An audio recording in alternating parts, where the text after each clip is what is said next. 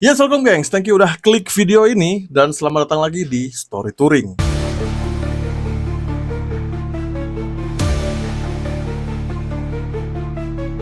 Oke, kali ini kita bakalan pergi ke India di tahun 2024, which is ini baru tahun lalu ya guys ya. Di tahun ini ada satu kasus yang kayaknya kurang aja kalau belum kita bahas. Mungkin beberapa dari kalian juga udah pernah dengar kasus ini, dan ada juga pasti yang belum dengar. Nah, buat yang belum dengar, kalian harus tonton video ini sampai akhir karena kasus ini sempat menggemparkan dunia, geng. Kasus ini terjadi hampir bertepatan dengan hari kemerdekaannya India yang ke-77. Tapi sayangnya semua orang berbaris meminta keadilan, bukan buat merayakan kemerdekaan. Ribuan wanita berbaris dan menamai aksi mereka itu dengan nama Reclaim the Night. Mereka menyuarakan kapan wanita punya harganya gitu atau dihargai, dan juga mereka menanyakan kenapa wanita di sini bahkan lebih rendah dari sapi dan babi. Mereka juga mempertanyakan kapan kami merasa aman pas lagi bekerja.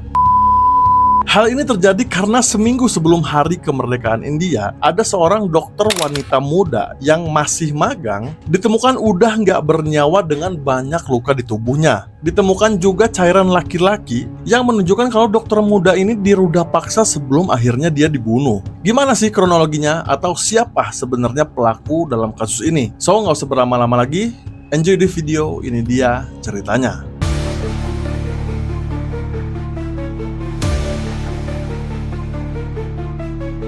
Momita Debnath adalah seorang dokter muda yang berusia 31 tahun waktu itu. Dia bekerja di rumah sakit RG Kar Medical College dan Hospital di Calcutta atau Kolkata, India. Dia dikenal sebagai dokter yang banyak banget talentanya. Sayangnya, hidup Debnath harus berakhir mengenaskan di rumah sakit tempat dia bekerja. Nah, kejadian ini terjadi pada tanggal 9 Agustus tahun 2024. Pada malam itu, Debnath sempat makan-makan dulu nih sama junior-junior dan juga rekan-rekan kerjanya. Pada jam 2 pagi, Debnath memutuskan untuk tidur memanfaatkan waktu istirahatnya setelah menjalani shift selama 36 jam. Jadi di India katanya dokter-dokter itu biasa, apalagi dokter magang, biasa banget menjalani shift yang berjam-jam kayak gitu. Bahkan kayak nggak manusiawi gitu shiftnya. Nah, keesokan harinya, petugas rumah sakit lagi menjalankan tugasnya buat ngecekin semua ruangan-ruangan yang ada di gedung rumah sakit itu. Pada sekitar jam 11 pagi, pas petugas ini ngebuka ruang seminar, dia melihat ada seorang wanita yang tergeletak di sana. Wanita itu setengah tanpa pakaian, gengs. Jadi dia masih pakai atasan tapi bawahnya itu udah dibuka. Di sekujur tubuhnya juga penuh dengan luka-luka. Nah, pas petugas ini ngeliat lebih dekat, ternyata wanita itu adalah Debnath, dan dokter muda ini udah nggak bernyawa. Nggak lama kemudian, pihak rumah sakit ngabarin keluarga Debnath lewat telepon. Asisten kepala rumah sakit, Dwaipayan Biswas, yang berbicara di telepon mengatakan kalau dokter muda ini atau si Debnath ini kehilangan nyawanya di rumah sakit akibat bunuh diri. Keluarga yang nerima info kayak gitu otomatis tanpa pikir panjang langsung berangkat menuju rumah sakit. Di perjalanan, kepala mereka tuh dipenuhi pertanyaan pastinya kan. Apa sih yang membuat anak mereka atau Debnath sampai mengakhiri hidupnya sendiri? Karena mereka pikir nggak ada sedikit pun tanda-tanda kalau si Debnath ini pengen bunuh diri gitu. Dan juga mereka pikir Debnath ini nggak sama sekali kelihatan kayak orang yang bakalan mengakhiri hidupnya sendiri. Mereka di sana tuh udah ngerasa kayaknya ada kejanggalan di kasus ini. Kejanggalan yang mereka rasain akhirnya semakin kuat pas udah nyampe di rumah sakit. Keluarga yang udah nyampe di rumah sakit seakan-akan dihalang-halangi pihak rumah sakit buat menemui anaknya yang udah nggak bernyawa. Ada juga info-info yang inkonsisten atau nggak konsisten dari rumah sakit.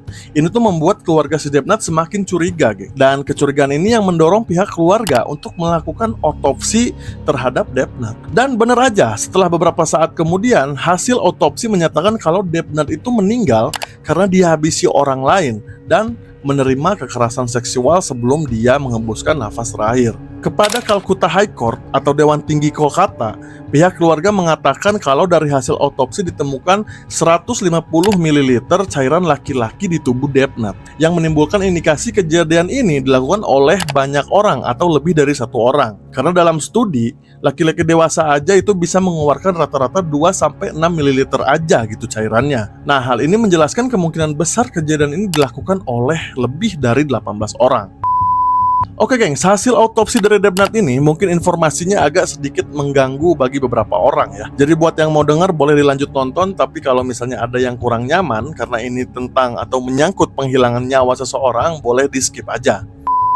Dari hasil laporan otopsi, dilaporkan jika korban dilecehkan dan dicekik sampai kehilangan nyawanya. Laporan autopsi juga dengan jelas menunjukkan adanya tanda kekerasan seksual yang terbukti dengan adanya pendarahan pada bagian privatnya dan luka di bagian perut. Luka juga ditemukan pada kedua bola matanya. Matanya tuh mengalami pendarahan akibat pecahan-pecahan kaca dari kacamata korban yang hancur dan menusuk ke kedua matanya. Ada juga memar-memar yang parah di wajahnya, di bibir, di kuku, dan juga di kaki kirinya. Tulang leher retak, tulang panggul, dan juga jari menis tangan kanannya patah. Kaki Debnat tertekuk 90 derajat ke arah belakang dan ditemukan lebih dari 113 luka gigitan manusia dan ratusan luka cakaran. Nah, hasil autopsi juga mengatakan kalau kematian terjadi di tanggal 9 Agustus antara pukul 3 sampai 5 pagi. Debnat juga dikabarkan sempat ngelawan sebelum menghembuskan nafas terakhirnya. Dari semua laporan tersebut ya, pihak autopsi menepis adanya 150 ml cairan laki-laki pada tubuh korban. Dari laporan sebenarnya bahwa dari 150 mg itu mungkin menjelaskan bagian genital organ dalam atau internal korban,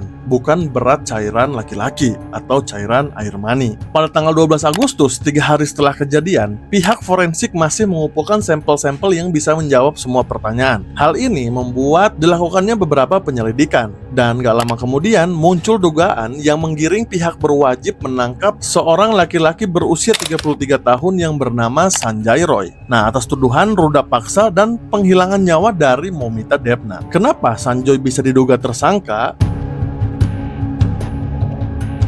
Jadi, Sanjay Roy adalah seorang laki-laki yang sama-sama bekerja di sana, di rumah sakit tersebut. Nah, bedanya kalau si Debnat ini emang karyawan di sana, tapi kalau Sanjay merupakan sukarelawan penanggulangan bencana kepolisian Kolkata. Sanjay bergabung dengan sukarelawan ini pada tahun 2019, dan baru-baru ini sebelum kejadian Debnat atau penghilangan nyawa Debnat, dia dipindahkan ke rumah sakit RG Kar, tempat di mana Debnat bekerja. Nah, karena bekerja di sana, si Sanjay ini memiliki akses buat masuk ke seluruh ruangan yang ada di gedung rumah sakit itu. Ketika kasus ini mulai rame, gengs, keluarga juga udah speak up ke sana sini. Alhasil masyarakat mendorong pihak kepolisian agar cepat mengusut tuntas kasus ini. Alhasil diceklah sebuah CCTV yang ada di rumah sakit tersebut. Dari sini polisi mengatakan kalau adanya bukti yang bisa dilihat dari CCTV. Munculnya Sanjay yang terlihat masuk dalam ruang seminar tempat Dr. Momita Debnat beristirahat malam itu. Nah, diketahui Sanjay ini masuk ke ruangan tersebut pada jam 4 pagi. Dia menggunakan headset Bluetooth di lehernya yang sama persis dengan headset Bluetooth yang ditemukan di sekitar tubuh Debnat pada saat pertama kali ditemukan. Nah, pas dicek ternyata bener aja nih, karena tanpa harus disetting lagi, headset Bluetooth itu langsung connect ke handphonenya Sanjay.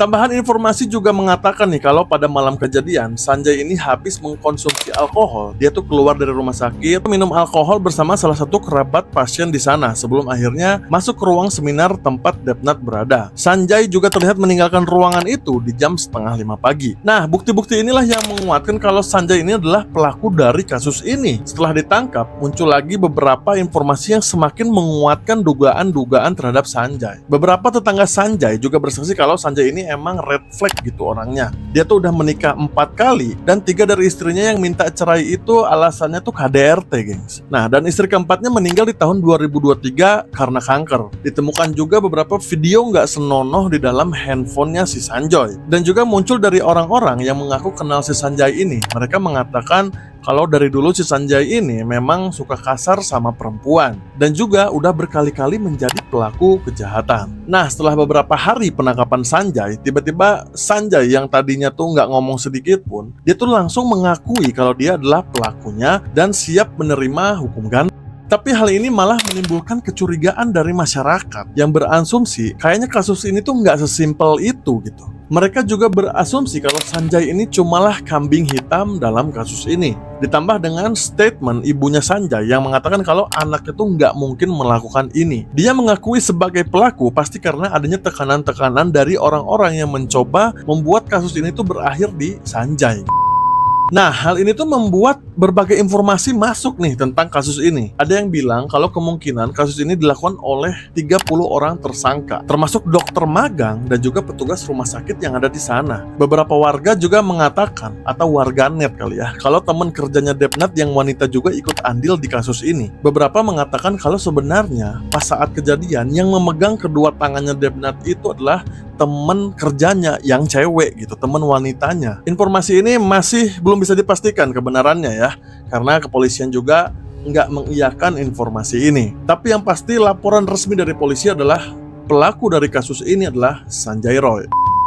Meski Sanjay Roy udah jadi tersangka, keluarga nih masih bertanya-tanya nih gengs. Dan juga masyarakat curiga sama kasus ini. Dugaan masyarakat menyebutkan kalau kasus ini tuh pasti dilakukan banyak orang. Dilihat dari jenazah korban yang penuh dengan luka-luka. Masyarakat juga menduga kalau misalnya adanya keterlibatan polisi dalam kasus ini. Dilihat dari penyelidikan yang nggak jelas ataupun lambat. Contohnya mereka menghalang-halangi orang tua yang mau melihat jasad anaknya. Terus laporan autopsi juga keluarnya lambat. Dan juga dikabarkan kalau kepolisian itu kekeh gitu pengen tubuhnya si Depnat atau dokter muda ini cepet-cepet dikremasi. Hal ini diasumsikan kalau polisi sengaja kayak gitu buat melindungi tersangka-tersangka lain yang diduga tersangka-tersangka lain ini memiliki kekuasaan yang lebih tinggi dari kepolisian. Ada juga dugaan lain dari CBI, guys. Jadi CBI itu kayak FBI-nya di India gitu. Mereka tuh mengatakan kalau dokter Momita Debnath ini mengetahui banyak hal tentang rumah sakit ini. Dimana CBI juga sebenarnya udah lama menyelidiki kalau adanya sindikat perdagangan organ tubuh manusia yang berjalan di rumah sakit ini gitu. Nah, anggota sindikat tersebut termasuk beberapa dokter dan staf rumah sakit. Nah, karena Debnath mengetahui hal ini dan berencana buat mengekspos, makanya dia dibungkam dengan cara dibunuh yang direncanakan oleh pihak-pihak yang bersangkutan. Tapi sampai sekarang dugaan-dugaan tersebut hanya menjadi dugaan karena satu-satunya tersangka di kasus ini akhirnya cuma si Sanjay Roy ini gitu. Karena terjadi kasus ini, masyarakat tuh turun ke jalan untuk menuntut keadilan guys pada kasus ini. Nakes-nakes atau tenaga kesehatan lain, dokter-dokter magang, perawat, melakukan mogok kerja sebagai aksi perlawanan mereka. Mereka menuntut keamanan dalam bekerja dan juga jam kerja yang lebih manusiawi lagi. Nah, setelah kasus ini, barulah Rumah Sakit RGK Medical College and Hospital ini merenovasi gedungnya dengan menyediakan ruangan istirahat bagi tenaga-tenaga kesehatan yang mau beristirahat setelah menjalani shift. Dengan akses terbatas yang hanya bisa dimasuki oleh orang-orang tertentu. Udah kejadian baru dibikin ya kan. Oke gengs, itu dia kisah pilu yang menimpa dokter muda di India. Padahal gengs katanya ditemukan buku diary dari dokter Momita ini yang tertulis kalau dia tuh antusias banget buat jadi seorang dokter biar bisa berguna bagi dunia katanya. Dan juga dia pengen banget memenangkan beberapa penghargaan atas prestasi-prestasinya. Buat kalian yang ngikutin kasus ini, boleh tulis di kolom komen kalau misalnya ada updatean terbaru. Dan juga kalau ada salah-salah info, kalian juga boleh revisi di kolom komen. Like, share, dan subscribe tentunya. Bunyiin lonceng juga biar kalian gak ketinggalan video-video terbaru dari channel ini. Semoga video tadi bisa nambah sedikit informasi buat kalian, meskipun cuma 0,1% dari banyaknya informasi yang ada di dunia ini. See you on the next guys. Ciao.